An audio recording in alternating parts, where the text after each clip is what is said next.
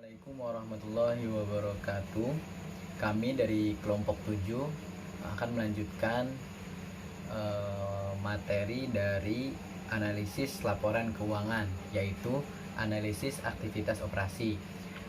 Kami dari kelompok 7 beranggotakan saya sendiri, Kordowi Usman, Siti Nurhayatul Laili, dan Wildan Muhaladun. Nah, untuk materi pertama dari analisis aktivitas operasi ada pengukuran laba.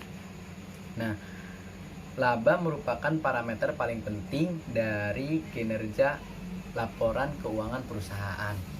Laba adalah pendapatan dan keuntungan setelah dikurangi beban dan kerugian. Selanjutnya ada pengukuran laba.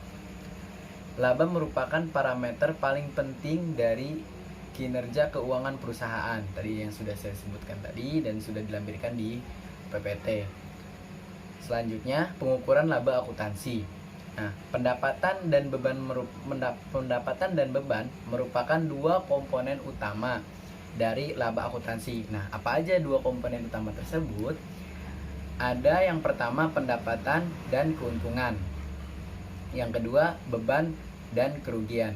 Nah, pendapatan dan keuntungan pengertiannya, perbedaan antara pendapatan dan keuntungan didasarkan pada aktivitas bisnis yang sedang berlangsung dan menghasilkan pendapatan. Pendapatan diharapkan tetap ada untuk kelangsungan hidup sebuah perusahaan. Sebaliknya, keuntungan tidak diperoleh secara berulang. Perbedaan ini penting untuk dianalisis, terutama saat menentukan komponen laba yang berulang. Selanjutnya, beban dan kerugian. Akuntansi untuk beban dan kerugian sering melibatkan penilaian jumlah dan waktu alokasinya pada periode pelaporan. Selanjutnya, ada klasifikasi dan pengukuran laba alternatif. Nah, ada dua. Yang pertama berulang dan tidak berulang, operasi dan non operasi. Pengertian dari masing-masing tersebut, laba berulang dan tidak berulang. Pentingnya klasifikasi komponen laba sebagai terulang dan tidak terulang timbul karena kebutuhan untuk menentukan komponen laba permanen dan sementara. Selanjutnya, laba operasi dan laba non operasi. Pengertiannya adalah laba operasi merupakan pengukuran laba suatu perusahaan yang berasal dari aktivitas operasi normalnya. Untuk pembuka dari saya cukup sekian. Selanjutnya dilanjutkan oleh pembahasan selanjutnya dari materi analisis aktivitas operasi, yaitu Saudari Siti Nurhayatul Laili. Baiklah, di sini saya akan menjelaskan pos tidak terulang, di mana terdapat pos luar biasa.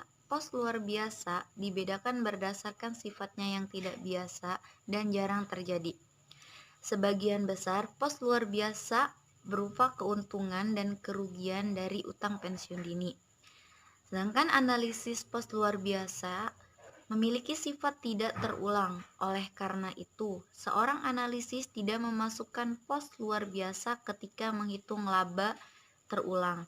Pos luar biasa juga tidak dimasukkan pada laba ketika membandingkan laporan antara beberapa waktu atau antara perusahaan. Namun, meskipun pos luar biasa bersifat sementara, komponen ini menghasilkan biaya bagi perusahaan secara keseluruhan. Dan yang selanjutnya yaitu operasi dihentikan. Perusahaan kadang-kadang menghapus keseluruhan divisi atau lini produk saat penghapusan ini berkaitan dengan komponen bisnis terpisah yang dapat diidentifikasi selanjutnya akan disebut operasi dihentikan. Selanjutnya itu analisis operasi dihentikan. Tujuan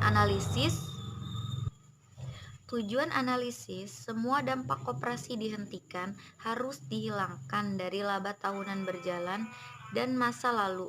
Aturan ini berlaku tanpa memandang apakah tujuannya adalah untuk menentukan laba ekonomi atau laba permanen. atau menentukan laba operasi atau non-operasi. Selanjutnya yaitu perubahan akuntansi. Perusahaan dapat mengubah metode akuntansi dan asumsi yang mendasari laporan keuangan karena alasan tertentu. Kadang-kadang metode akuntansi diubah karena adanya standar akuntansi baru. Analisis perubahan akuntansi, ada beberapa hal yang harus dipertimbangkan analisis dalam menganalisis perubahan akuntansi. Pertama, perubahan adalah bersifat kosmetik dan tidak menghasilkan konsekuensi arus kas baik sekarang maupun masa depan.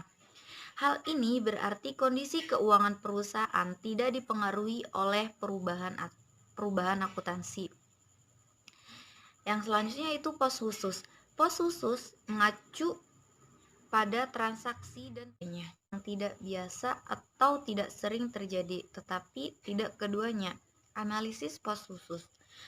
Penggunaan estimasi dapat menciptakan peluang untuk mengelola laba. Selain itu, tantangan merupakan pemahaman dasar ekonomi mengenai pos khusus, terutama beban restrukturisasi. Pentingnya pos khusus timbul karena frekuensi dan dampaknya terdapat laba neto periode lalu, saat ini, dan masa depan. Yang selanjutnya yaitu beban restrukturasi. Beban restrukturasi biasanya berkaitan dengan perubahan besar dalam bisnis dan strategi perusahaan. Restrukturasi biasanya melibatkan reorganisasi secara ekstensif, termasuk divestasi unit bisnis, pemberhentian perjanjian kontrak, dan lain sebagainya. Terima kasih kepada Saudari Leli yang telah menyampaikan materinya. Selanjutnya pemateri yang terakhir yaitu Saudari Wildan Mukladun kepadanya. Assalamualaikum warahmatullahi wabarakatuh. Baik, di sini saya akan menjelaskan materi tentang analisis aktivitas operasi, yaitu pembahasan tentang pengakuan pendapatan. Menjelaskan tentang pengakuan pendapatan.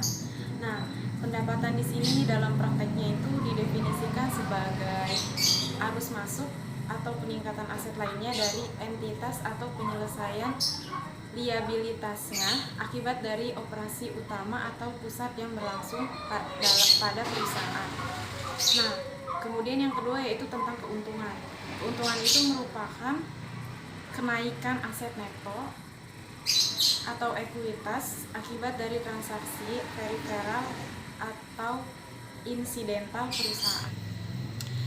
Selanjutnya yaitu penting sekali untuk memahami kapan perusahaan mengakui pendapatan dan keuntungan.